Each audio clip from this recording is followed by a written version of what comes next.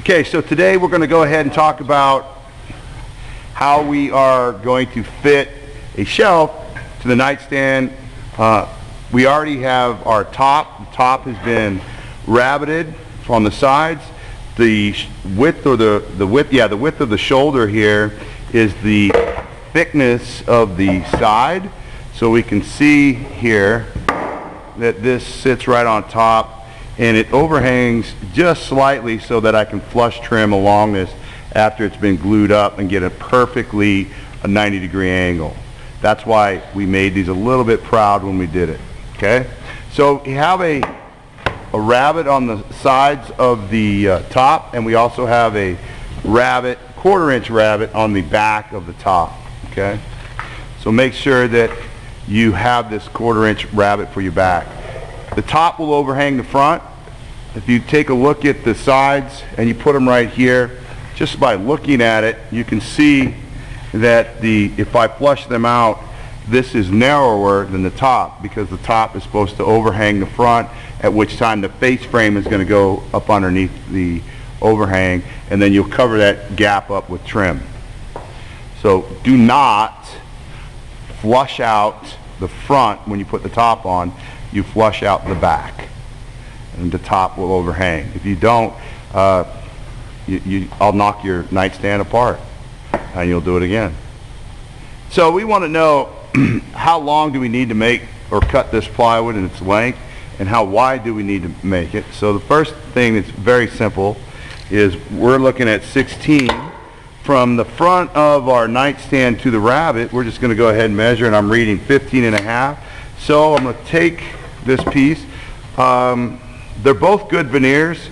I can see a glue joint there. They're really, both sides are really good. I think I'm going to use this as my money side up. So say 15 wide, 15.5, I believe is what I said. Yeah, it's 15.5 wide this direction. Now how am I going to calculate the length of this shelf that has to go inside this dado and inside this dado? How am I going to calculate that? What's the controlling factor? We want it to be 22 when we're done, outside to outside, left to right while you're looking at it. But the controlling factor is this shoulder here and this shoulder, because of the simple fact that when I put the side up here, it goes up against this corner, and when I do the same thing over here, this distance to that distance is fixed. Okay, it is what it is, and it has to be that. The only thing I can change, the only thing that can be changed with this is the length of the shelf. And if this is a fixed dimension from here to here, if I cut the shelf too short, it goes in. If I cut it too long, it splays out. So I need to cut it to where it's exactly, after I'm done and it's installed, the distance from here to here. Okay, so how do we do that? The important dimension is what? Inside or outside? Inside. It's inside, very good. So because it's inside, I'm going to take my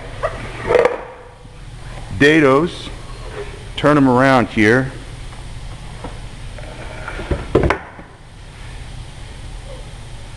Okay, well, they're going to fall. First thing I need to do is measure that distance. And I'm going to take my shortest distance here, and I'm reading 20, I'd say 20 5/16.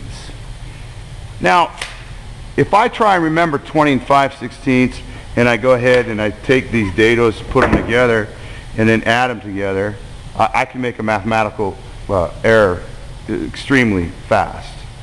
But if I hold 20 5/16 against one edge, measure across and add, that's going to be the length of the shelf that goes inside the sides. All I'm doing is reading a tape measure, okay? So you want to hold this for me, Jack? So pull your tape out to 20 5/16, and I'm going to add to the length of it because the shelf is going inside one half and inside the other. So I'm going to go 20 5/16 and read across. And what are you reading there? What would you say? 21 and a strong... I'd say an eighth. Well, there's an eighth. An eighth is a little bit longer than I need. There's an eighth right there. See it? Mm-hmm. And that's a 16th. So maybe 21 to 16th heavy. Okay, so it's between a 16th and an 8th, so we're going to call it 21 and a 16th heavy, okay? Because it's really a 32nd. But I don't require you guys to learn how to read 32nds, just 16ths. So we need 21 and 3/16 or a 16th, didn't I say? 21 and a 16th heavy. I believe that's what I said. 20 and 5/16. Checking myself here.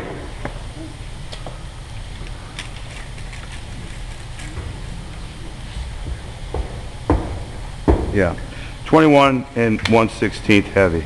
All right, so we'll go over to the table saw, and I have my dimensions on the bad side, so I don't have to worry about bringing a piece of paper. Certainly okay if I had one, but because I have everything I need. The only thing I need to do is go cut it, put it together, and dry fit it. You are required to dry fit all of your projects, casework included. Put clamps on it as though you had glue on it. Measure it, calculate it, see if it's going to work, and then take it apart and put glue on it if it is. Okay? If it's not going to work without any glue on it, it's not going to work when you put glue on it either. Okay? Glue will not magically fix everything. So what do we have to do to all our projects? You have to dry fit it. Okay? That's why these clamps are here. So let's go. I'll go cut this real quick.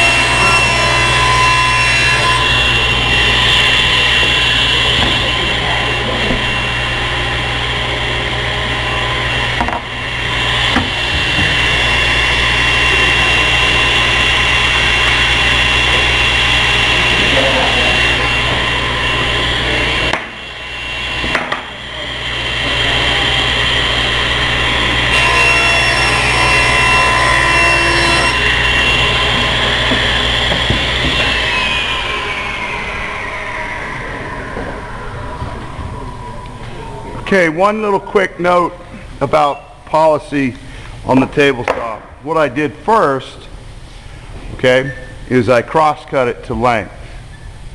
It was still wider than it needed to be, so common sense says if it's wider, and it is longer than it is wide, so I really got to concentrate when I'm cross-cutting on the table saw. So I know it needs to be narrower, but why don't I do the narrow rip last, so it's not, doesn't make it harder for me by having a narrower piece than it already is.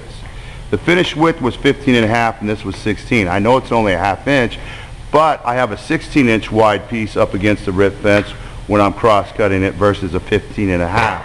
You always want to get in the habit of thinking that way so that you don't make the mistake of saying, oh, well, I have a board that's, let's say it's 16 inches long and right now it's 12 and a half inches wide, and you cross-cut it, but you ripped it first. Let's say you needed 8 inches, and so you ripped it 8 inches first, and then you tried to cross-cut it on a table saw. You could have done it first if you'd have gone the opposite way. Are you following what I'm trying to tell you here? You want to keep your board wide so that you have the most area up against that fence. It gives you the most control surface when you're cross-cutting a board on the table saw. And then if you're going to go narrow, then you can go ahead and rip it to a narrower length. It's just a safety thing, okay? Just something to think about. Put the glasses on your face. Okay, so I'm going to go ahead and pick them up the way they go. When I glue these up, the technique that I do use, is I lay them open like a book. It's not don't lay on the table.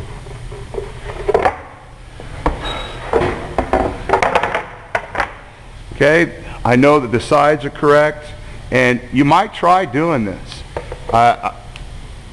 If you try and really think about how this goes together, maybe you won't make a mistake even though it's a silly mistake, maybe you won't make that mistake because you're thinking about it consciously of, there's the rabbit goes in the back.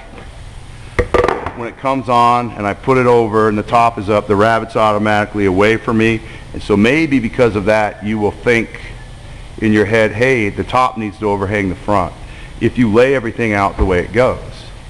If you just put them in a pile and you start putting glue and dados and rabbits and think it's going to be good, then you're more apt to make a mistake. Okay? So we're going to go ahead and put this in. We would have put glue on here. We have a nice fit, nice and flush. This is where you just take this guy, if you have a nice fit like we set the dado saw up to do. We come in here with one hand, you can tilt this out, I got it, with one hand. Just work one corner in, stand one corner, get that one corner there started. You see how that? I don't need to try and push the whole shelf in at one time. I need to get one corner fit, just one corner, and then I can slowly work this guy in. Okay? We're nice and flush. The next thing we're going to do, we'll grab this guy right here. Am I flush in the back or in the front? In the back. So I go ahead and set this here. We'll slide it. Make sure that our rabbits are flush in the back. Shoulders are in. Okay. Now, let's say I did have glue. As you can see, it's overhanging right here on the side, and it's that 3/4 that we talked about for the face frame. If I was to just take a clamp like this, set it right here, okay, to squeeze these sides tight, what am I really squeezing? Am I squeezing the sides or the top? Top. Top, okay, because the top overhangs just that slight 1/16 on each side. So here's what we could do is if we take this, put it underneath, now we make sure that the clamp is down below the side, put a little pressure on it, not a lot. You can over tighten these. That's good right there. We need clamps on the bottom. And one other thing, if you don't remember from last year, what's that, bud? All the clamps do go the same direction. Very good. And you want to pull this out. In this particular application, you want to pull the pipe out on the bottom so you can make sure that that shelf is flush and not sticking out or it's sticking back too far. You need this relationship between the side and the front of the shelf to be spot on because you're putting a face frame over it. Okay? Now once that's set, I will turn this around. Check to make sure I'm flush, which I am. I have a gap here. Not worried about it. Put this here right in line with the shelf. Don't put it down below the shelf and crank on these pipe clamps because you'll bend that bottom in, okay? Make sure that you're right in line, putting pressure in a direct line.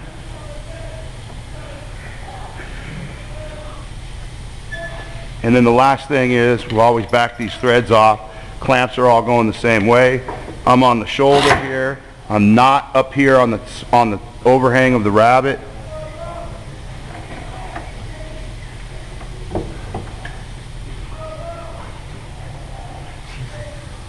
Okay, that's enough pressure for me. Make sure that's down tight. That's good. How did I do on the back? The rabbit is going down in one single plane right past the back. That's important. So when I put my back on there, that it doesn't put a bulge in the back. It's not too short. The shelf isn't too short. If the shelf was too short, then when I stapled the back in, then it would have a gap between the back of the shelf and the back of the plywood.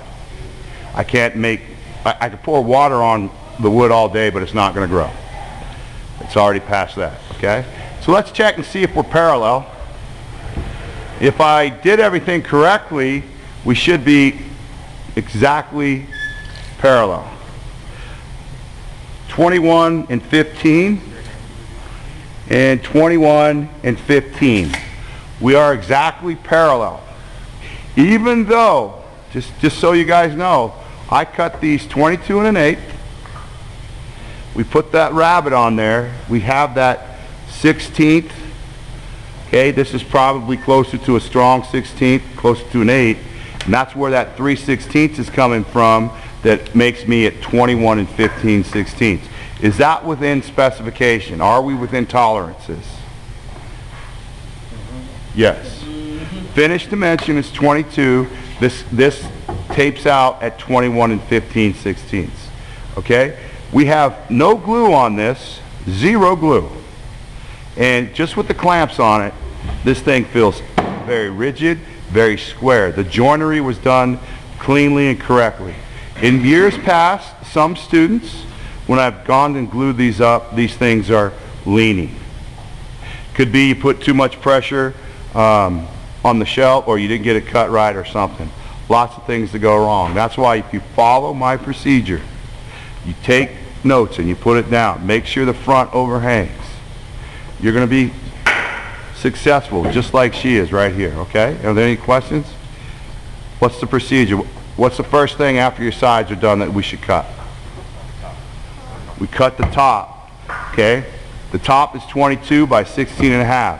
Now you have that in your hand. What do you put on there? We put the rabbets on the side and the rabbet where? On the back. Now we have the top, the sides are rabbeted, the back is rabbeted. Now what do? We use the top to calculate the what? The Width and length of the what? Shelf. The shelf. Okay? And you can't go wrong. You are using this to tell you what that is. Okay? All right.